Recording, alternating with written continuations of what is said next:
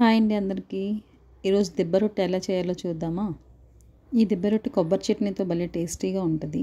ఇంకెందుకు లేటు, చూద్దామా ఎలా చేయాలో.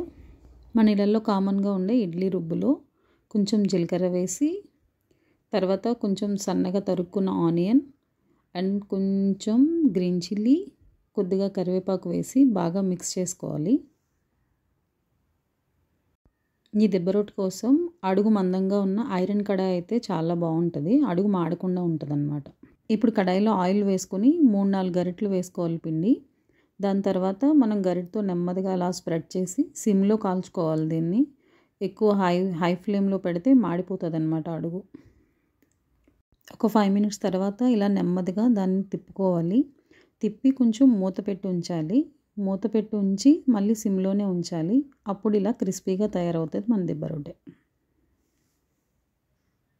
ఇప్పుడు చట్నీ కోసం ఆయిల్లో పల్లీలు ఫ్రై చేసి కొంచెం జీలకర్ర, ధనియాలు కూడా వేసి ఫ్రై చేయాలి.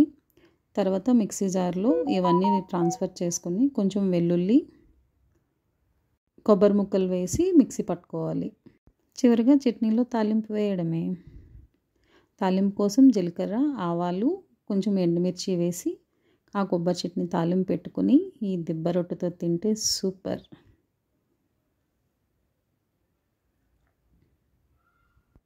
చట్నీ తాలింపు అయ్యాక ఇలా రెడీ అయింది చూడండి.